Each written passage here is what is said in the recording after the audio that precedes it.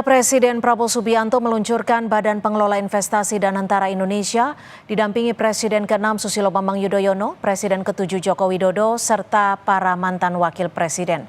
Bagaimana memaknai kehadiran para tokoh itu secara politik pasca diluncurkannya Danantara? Kita akan bahas bersama Immanuel Ebenezer, Ketua Umum dari Prabowo Mania, dan juga Adi Prayitno, Direktur Eksekutif Parameter Politik. Mas Adi, Bang Noel, selamat sore. Terima kasih sudah berkenan untuk menjadi narasumber kita sore hari ini.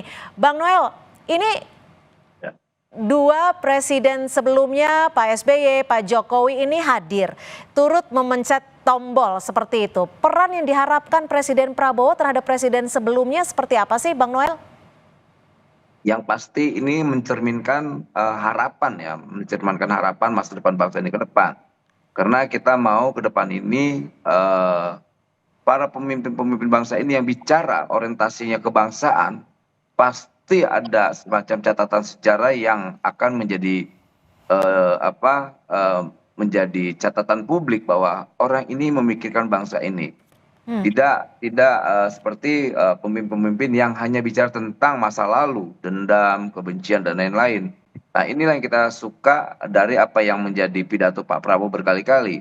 Bangsa ini harus akur, pemimpin ini harus akur, jangan sampai kita seperti negara-negara yang lain di Arab, Timur Tengah, atas ada beberapa negara yang lain hancur karena apa? Perilaku elitnya dan pemimpinnya suka berkelahi. Nah, kita kalau melihat peran dari kedua mantan presiden ini, Pak SBY dan Pak Jokowi, di Danantara nanti akan sebagai apa? Apakah betul sebagai Dewan Pengawas atau ada peran lain ya? Ya, soal peran itu nanti kan Pak Prabowo, pasti ada penugasan khusus lah yang akan diberikan oleh Pak Prabowo terhadap dua pemimpin ini. Biar gimana pun Pak Jokowi kan sosok pemimpin yang memiliki integritas, entah dia sebagai apa kan itu hak prerogatif Pak Presiden, bukan saya. Kedua, Pak SBY juga sosok yang sampai detik ini memiliki idealisme tentang bangsa ini seperti apa. Artinya soal itu biarlah nanti waktu atau Pak Prabowo yang menjawab, bukan saya. Karena Pak Prabowo yang punya hak prerogatif untuk menentukan siapa. Oke, Mas Adi, kalau melihat kehadiran dari Pak Jokowi, Pak SBY, bahkan ikut hadir di panggung besar, turut memencet tombol saat diluncurkannya Danantara, dari bahasa politiknya, komunikasi ini apa sebenarnya yang ingin disampaikan?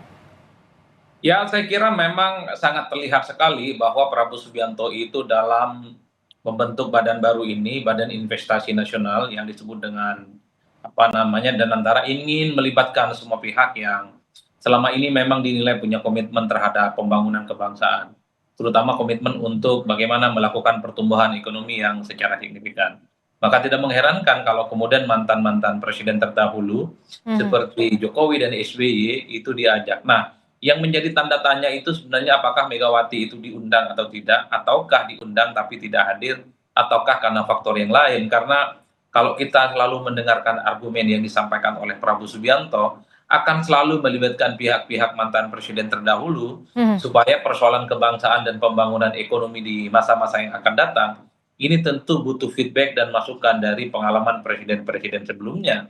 Bahkan tidak berhenti di situ, mantan wakil presiden seperti Pak Yusuf Kalla dan Budiono juga akan diajak dalam konteks bagaimana ini sebagai satu komitmen bahwa persoalan pembangunan ekonomi dengan target pertumbuhan 7-8% ini tentu harus dilaksanakan secara kolektif dan kolegial. Betul Prabowo Subianto sebagai presiden, tapi dalam banyak hal sumbangsi dan pikiran-pikiran penting dari mantan presiden, dari mantan wakil presiden juga sepertinya dibutuhkan dalam konteks bagaimana menjadikan badan investasi yang baru ini seperti Temasek yang ada di Singapura, bukan seperti lembaga-lembaga lain yang kemudian misalnya gagal seperti 1MDB yang ada di Malaysia. Makanya dalam pidatonya Prabowo Subianto mengatakan ini adalah lembaga baru dan tentu masih banyak yang mempertanyakan, tapi yakinlah bahwa ke depan ini akan upaya ada maksimal bahwa persoalan pertumbuhan ekonomi akan dicapai.